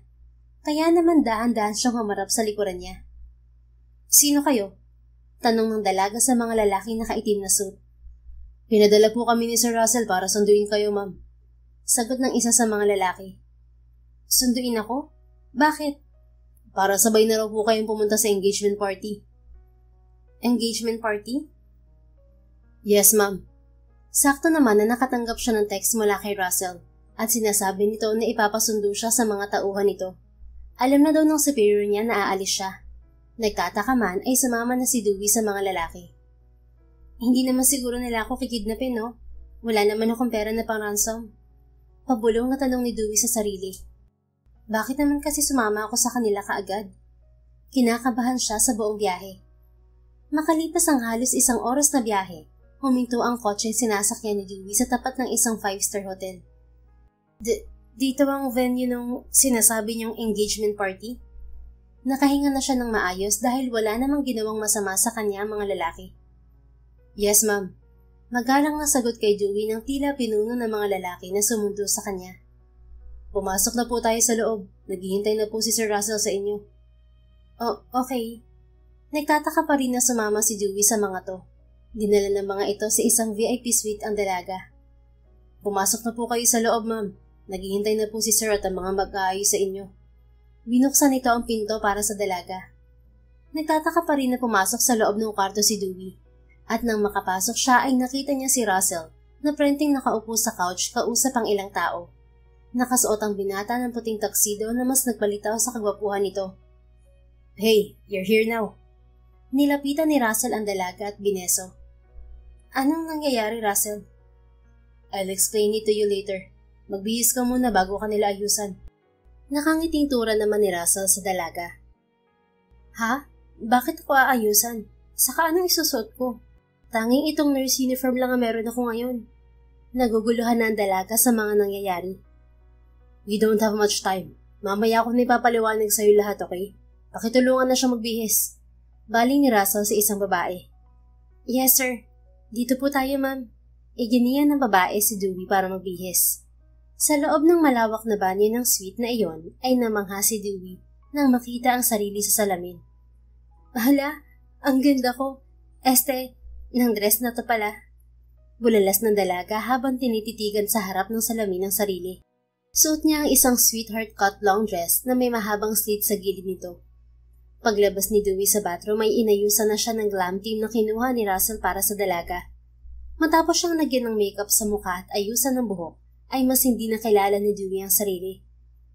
Wow, you're so gorgeous. Manghang sambit ni Russell pagkakita kay Dewey. Thank you. Pakiramdam ng dalaga ay namumula ang mukha niya sa mga oras na yon. Bakit kailangan ko mag-ayos ng ganito? Kaninang engagement pa pupuntahan natin? Invited ba ako? Sunod-sunod na tanong ng dalaga kay Russell na aliw na nakamasid sa kanya. Of course, you're invited to our own engagement party. Tugon ni Russell sa dalaga na ikinanganga ni Dewey. Engagement party natin? Nagbibiro ka ba, Russell? Prank ba to? Of course not. I'm not joking. At mas lalong hindi to prank. Tonight is our engagement party, Dewey. For real? Engagement? Hindi pa nga kita sinasagot, di ba? Ikakasal din naman tayo, kaya okay lang na mauna muna engagement. Total, our feelings are mutual naman, right? Masayang paliwanag ni Russell sa dalaga na lalong ikinalaglag ng panga niya. Wala nang nagawa si Dewey nang hawakan ni Russell ang kamay niya. Lumabas sila ng VIP suite at naglakad papunta sa party hall. Russell, ano ba? Saan mo ba ako dadalhin? Pilit na kinakalas ni Dewey ang kamay ni Russell na nakahawak sa kamay niya habang hila-hila siya nito. Our parents were already waiting for us in the party hall. We have to hurry. Gusto mo ba na buhatin na kita? Akmang bubuhatin na nito ang dalaga, pero mabilis itong pinigilan ng dalaga. Huwag mo na akong buhatin, okay? Kaya ko naman maglakad mag-isa eh. Naguguluhan lang kasi ako sa mga pinagsasasabi mo. Engagement talaga agad? Hindi ka man lang muna manligaw sa akin? Saka ano pinagsasasabi mong parents natin? For real, napasama mo dito ang parents ko? Halos hindi nga umaalis sa mga yun sa bahay eh. Daldal ni Dewey habang patuloy ang paglalakad nila ng binata papunta sa party hall kung nasaan ang venue ng engagement party. I told you already, pwede naman kitang ligawan kahit na-engage na tayo.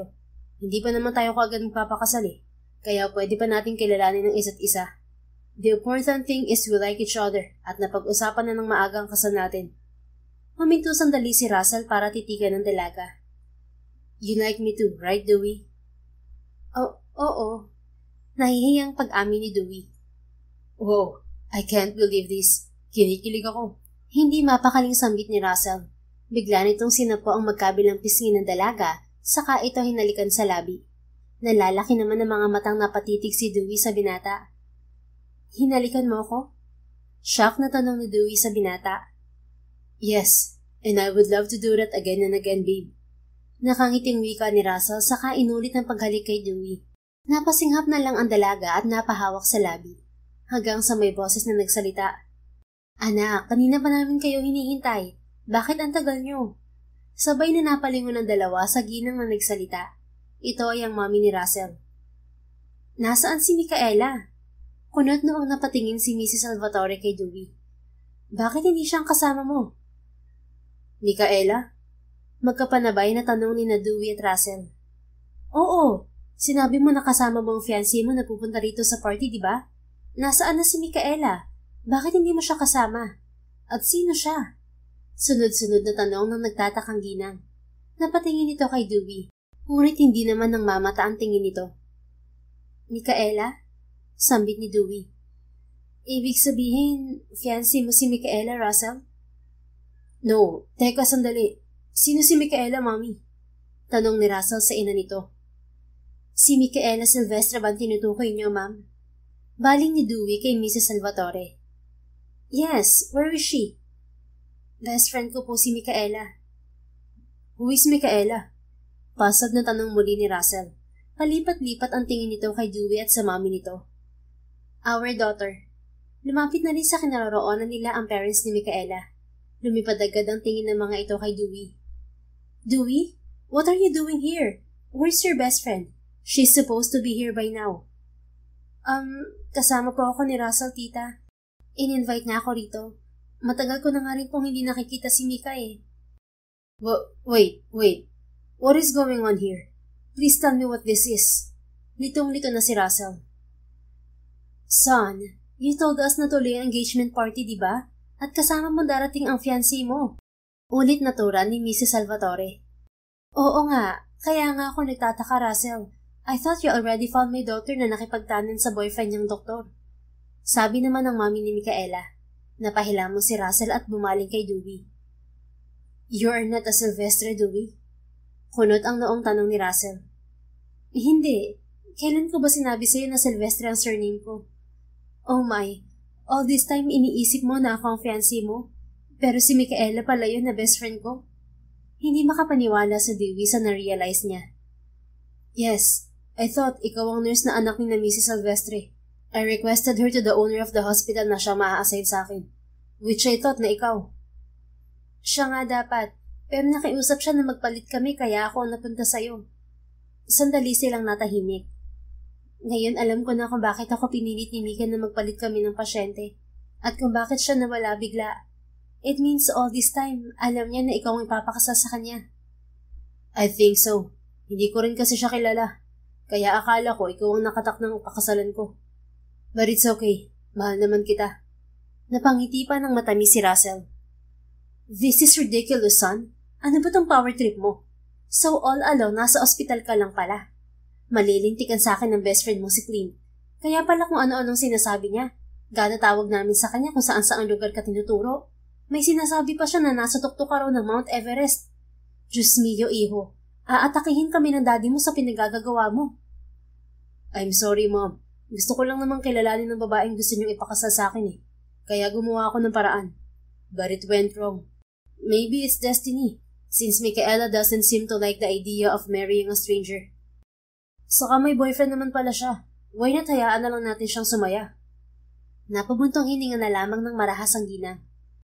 Mabuti na lang hindi ba natin na ihaharap si Dewey sa mga tao. Kung nagkataon, mapapahiya tayo. You're going to introduce the wrong person to our visitors. Hindi siyang nakatakda mong pakasalan. Hindi siya isang Silvestre. Napapasa po sa ulo na litanya ni Mrs. Salvatore. I'm sorry, Dewey, if nadamay ka sa gulong ginawa ng anak ko. Namamroblemang singit ni Mrs. Silvestre. Kung hindi sana siya nakipagtanan sa doktor na yun, hindi sana mangyayari ang lahat ng to. Don't worry, tita. I understand po. So it means sinadya po ni Mika na ipalit ako sa kanya na maging nurse ni Russell sa ospital. And then nakipagtanan siya. Kaya pala hindi ko siya mahagilap. Ang sabi nakalive daw po siya sa ospital. Ganun na nga siguro, iha. Kasalanan ng kaibigan mong lahat ng kaguluhang to. Pasensya ka na. Hindi kasi talaga niya gusto ang ideyang to ng kasal. Apologetic na sabi ni Mrs. Silvestre kay Dewey. It's okay, tita. I have to go na po. Balitaan niyo na lang po ako kapag bumalik na si Mika. We need to talk po. Nag-aalala na rin po ako sa kanya.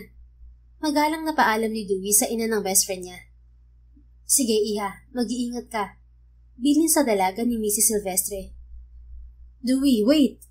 Russell is about to follow Dewey, pero pinigilan ito sa braso ng ina. We need to talk, son. Marami kang dapat ipalawanag sa amin. Seryosong tinitigan ni Mrs. Salvatore ang anak. But mom, ako nagdala sa kanya rito. Kailangan kong masiguro na makakauwi siya ng ligtas. Giit ng binata sa ina. Ako na bahala kay Dewey, iho.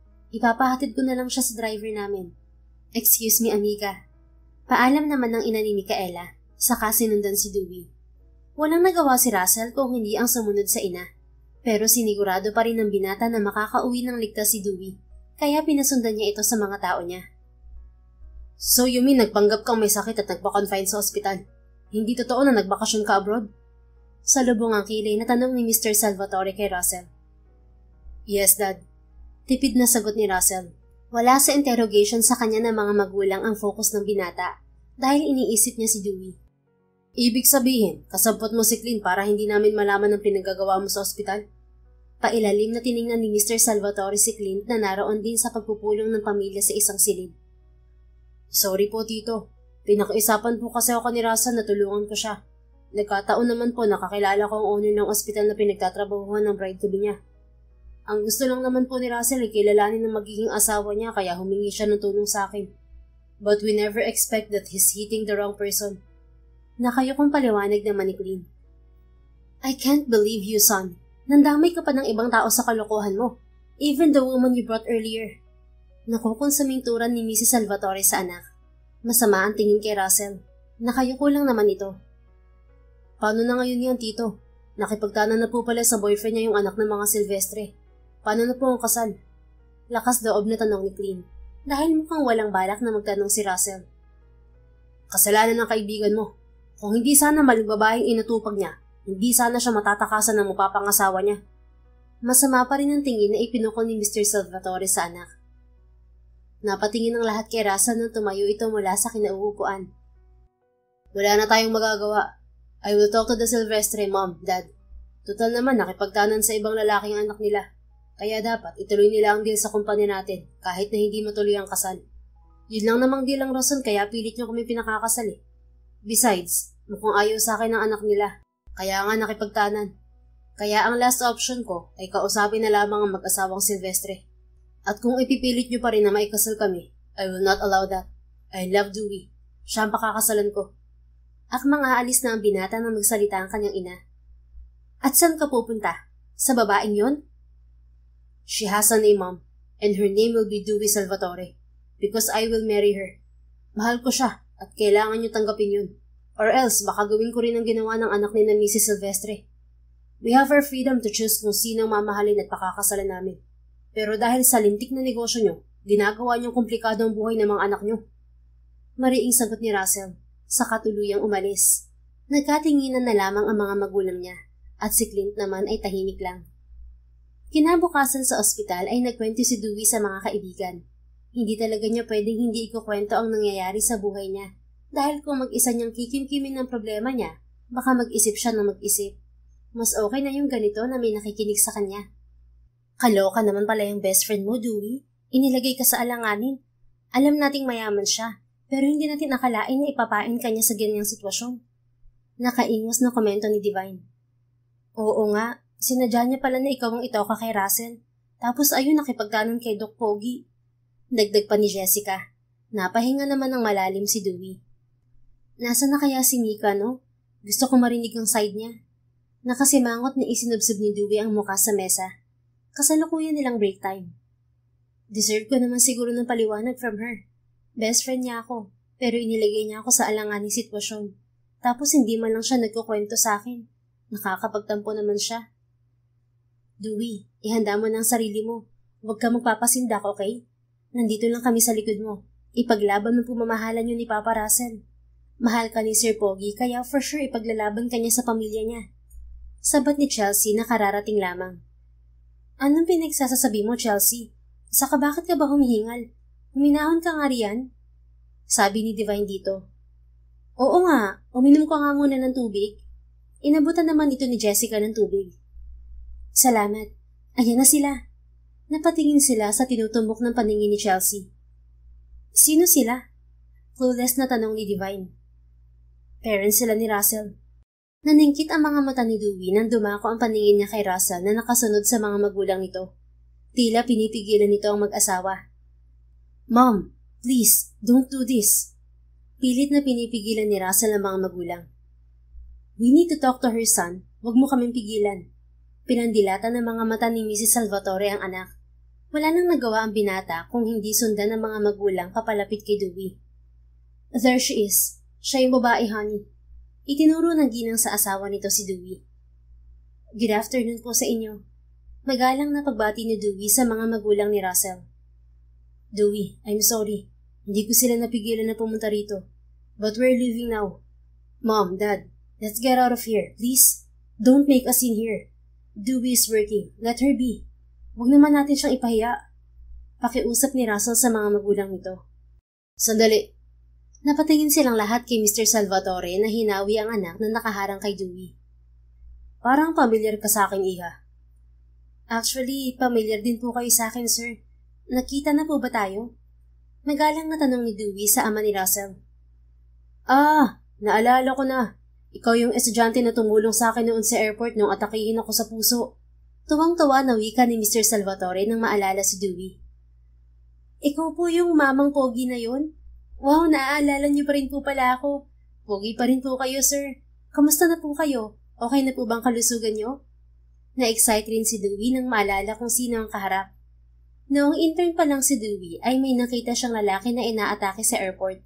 Kababalik lang niya noon sa Maynila mula sa bakasyon sa probinsya ng mama niya. Mabuti na lang at marunong na siya ng first aid noon kaya naagapan si Mr. Salvatore at nadala agad ito sa ospital na ligtas. Mabuti naman, Iha. Kung hindi mo ako tinulungan noon, baka wala na ako ngayon. Maraming salamat, Iha. Hindi na ako nakapagpasalamat sa iyo noon dahil hindi na tayo ulit nagkita. Masaya akong makita kang muli. Nurse ka na pala. Ginagap ni Mr. Salvatore ang kamay ng dalaga. Wala po yun. Masaya po ako na makita kayong muli na malusog at malakas. You saved my dad's life, Dewey. Thank you. Dahil sa'yo, kasama pa rin namin siya hanggang ngayon. Nakahawak sa balikat ng dalaga na sumingit sa usapan si Russell. You mean she's the girl you're looking for dati pa, honey? Tanong ni Mrs. Salvatore sa asawa. Upa na ang masungit nitong aura kanina. Tumanga si Mr. Salvatore. Hinahanap niyo po ako, sir? Hindi makapaniwalang tanong ni Dewey sa Ginoo. Yes, Iha. Hindi man lang kita napasalamatan eh.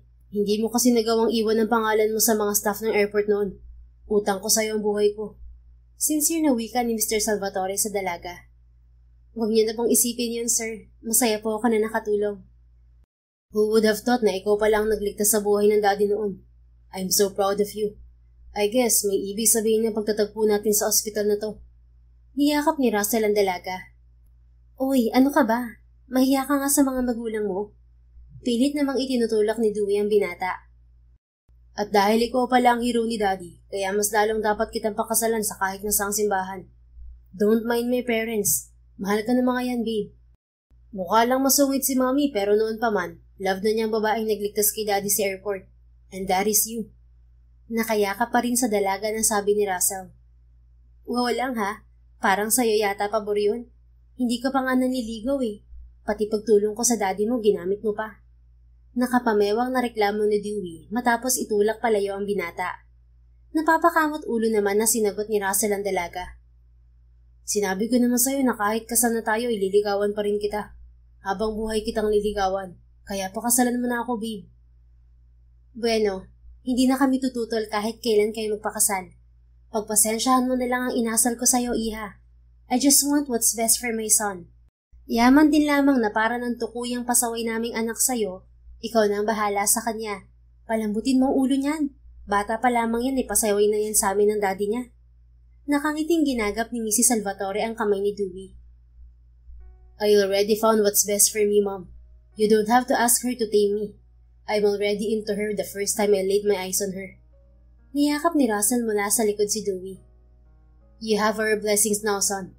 And welcome to the family, Dewey, Iha. Nakangiting bumaling si Mr. Salvatore kay Dewey. Salamat po. Yun na lang ang naisagot ni Dewey. Dahil na-overwhelm siya sa mga kaganapan. Napalingon silang lahat nang biglang nagpalakpakan ng mga katrabaho ni Dewey. Anong ginagawa niyo? Pinandilatan ng mga mata ni Dewey ang mga ito. We're happy for you, Dewey. Wika sa dalaga ng mga katrabaho. Oo nga, wala nang kukontra. Kaya tuloy na ang happy ever after nyo. Segunda pa ni Divine. Kailan ba ang kasalan para makapag-diet na kami? Pabirong tanong ni Jessica. I'm sorry to say this to you, Iha. Pero mukhang hindi ka na makakapag-diet. Dahil atat na tong anak namin na makapakasal agad-agad sa kaibigan nyo. Pabirong turan ni Mrs. Salvatore. Of course, Mom. Wala na akong balak pakawalan pa tong fiancé ko. Proud na inakbayan ni Russell ang dalaga. I support you on that, son. Good job for choosing the best woman for you. Tinapik ni Mr. Salvatore ang balikat ng anak. Planuhin niyo na ang kasal as soon as possible. We want to have a grand child ASAP. Dagdag pa nito. You hear that, Dewey, my baby? Ihanda mo ng sarili mong maging Mrs. Russell Salvatore. Sabi ni Russell kay Dewey na mukhang wala ng taka sa binata. May choice pa ba ako? Pinipikot mo na ako. Ang dami mo pang backup. Sabay irap ni Dewey sa binata. Pero deep inside ay kinikilig siya ng sobra. Invited ang lahat sa kasal namin ha. Masayang anunsyo ni Russell sa mga tao sa paligid nila. Hoy, mamanhikan ka muna kay mama at papa na hindi nga nila alam na may boyfriend ako. Napakamot sa ulo si Russell. Matapang ba sila, babe? Hindi kaya habulin nila ako ng itak? Nagkatawanan na lang silang lahat sa sinabi ni Russell. Who would have thought na mapapangasawa ni Dewey ang pasyente niya na nag-power trip lang sa kanya noong umpisa? At mula nga sa araw na yon ay naging opisyal silang magkasintahan, kasabay ng alok ni Russell na kasal. Pero na mga sumunod na araw naman ay namanhikan din agad si na Russell kina Dewey. Matapang na hinarap ni Russell ang mga magulang ng dalaga. Wala namang naging pagtutol ng mga ito sa pagpapakasal nila. Habang pinaplano at inaasikaso ng dalawa ang kasal nila, ay nagkaroon sila ng panahon na mas kilalanin pa ang isa't isa. Halos araw-araw silang magkasama. Madali silang nakapag-adjust sa mabilis na takbo ng relasyon nila. Nalaman din nila na compatible sila sa maraming bagay, kahit na may kakulitan si Russell minsan. Walang pagsidlan ang tuwa sa mga puso nila nang dumating ang araw ng kasal nila. Imbitado syempre ang lahat ng kaibigan at pamilya nila, maging mga kasamahan ni Dewey sa ospital. At sa araw rin ng kasal ni Dewey at Russell, nagpakita ang buntis ng si Micaela. Kasama nito ang asawa nitong gwapong doktor na si Dr. Kenji Ramos. Kasalukuyan silang nasa reception ng kasal at nag-e-entertain sila ni Russell ng mga bisita. Congratulations, Best. I'm so happy for you. And I want to say sorry for what I did. Pati na sa pag-iwan ko sa'yo sa ere. Natakot kasi akong makasal noon sa hindi ko mahal. Alam kong walang kapatawaran ang ginawa ko. Tatanggapin ko kung ano man ang galit mo sa akin dahil nagkamali ako. Hinging paumanhin ni Micaela habang hawak ang kamay ng kaibigan. Wala na yon. Oo, aaminin ko nung una na nagtampo ako sa'yo. Pero magtatampo pa ba ako ngayon? Dahil sa'yo natagpuan ko forever ko. At ang icing sa ibabaw ng cupcake ko. Pabirong tugon ni Dewey sa kaibigan para hindi siya maiyak. At masaya rin ako para sa'yo. Proud din ako sa'yo kasi ipinaglaban mo pamamahalan niyo ni Doc. Hindi ko akalain na may tinatago pala kayong relasyong dalawa. Kaya pala kung magtinginan kayo sa ospital, parang may kakaiba. Sorry, Best ha. Ayaw kasi talaga namin na sabihin kahit kanino. Dahil nga baka makarating kina Mami at paghiwalayan kami. Sorry talaga. Sasabihin ko rin naman sana sa'yo ang lahat. Hindi lang ako nakapagpakita sa'yo agad sa takot na matundon kami ni na Mami. Ngayon ba, okay na si Doc na tita? Oo. Nang mabalitaan ko na ikakasal ka na kay Russell, doon na kami nag-decide na magpakita kay na Mami. Noong una, galit sila, pero nang malaman nila na magkakaapo na sila, lumambot din naman ang puso nila. Excited na nga sila sa magiging apo nila eh. Hindi na rin nila dinamay ang kumpanya ni na Russell. Na-realize nila na hindi naman kailangan magpakasal ng sapilitan ng mga anak nila para sa negosyo. Pwede namang magtulungan pa rin sila sa negosyo kahit na walang sapilitan na pagpapakasal. Buti naman at okay na pala ang lahat. Kinausap nga raw ng asawa ko ang parents mo. Masaya talaga ako para sa inyo ni Doc Pogi, Mika. Bigla namang may tumikim sa likuran ni Dewey.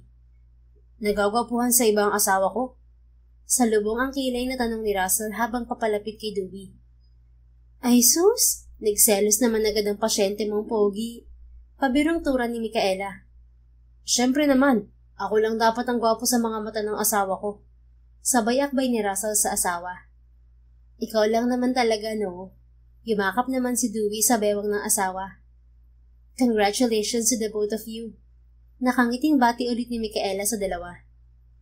Actually, I want to thank you, Micaela. Dahil sa'yo nakilala ko napakaganda kong asawa. Pagpapasalamat din ni Russell kay Micaela. You're welcome. Basta wag na wag mong paiiyakin tong best friend ko ha. At wag mong iinisin gaya ng ginagawa mo sa kanya noon sa ospital. Bili ni Micaela sa binata. I won't do that. Takot ko na lang dito sa misis ko. But I promise to make her happy and take care of her for the rest of our lives. Tumitig ng malagkit si Russell kay Dewey. Kinikilig naman ako, Javi. Tura ni Dewey. Pero dahil mag-asawa na tayo, makakabawi na ako sa'yo. Ikaw naman na magluluto para sa akin. Ganti ko yan sa pangiinis mo sa akin noon sa ospital. Walang yaka. Inalila mo ko noon. Kaya ngayon, babawian kita. Sabi ko nga, misis ko. Don't worry, lahat ng favorite dish mo iluluto ko. Napapakamot sa ulo na sabi na lang ni Russell. Naging masaya ang kasal ng dalawa. Gabing-gabi na rin nang masolo nila ang isa't isa. Sa isang isla na pag-aari ni na Russell sila nag-honeymoon. Sumakay sila sa private chopper ni na Russell. Bakit mo ko tinititigan ng ganyan, Javi? Baka matunaw ako. Sige ka, mawawalan ka ng magandang asawa. Sabay irap ni Dewey sa asawa. Pero sa totoo lang, kinakabahan siya sa first night nila. I won't let that happen. The first time I saw you, hindi ko naisip na mai-inlove ako sa'yo. Ang gusto ko lang naman noon ay kilalanin ng tinaknang ipakasal sa akin. Hindi ko naman nakalain na sa unang sulyap ko pa lang sa'yo, titibok agad ang puso ko. Lalo na nung dumamba ka sa kama ko para ayusin ang unan ko. Cute na cute ako sa'yo noon, wifey. Kinikilig na pag-amin ni Russell sa asawa. Ano ba? Pinapakilig mo naman ako eh. Asawa mo na nga ako, binobola mo pa ako. Kakainis ka. Sabay hampas ni Dewey sa braso ni Russell. Natawa naman si Russell at sa inakto ng asawa. Hindi talaga ako nagkamali ng desisyon na magpanggap na may taling na ang buhay ko. Kung hindi ko ginawa yun, hindi kita magiging asawa.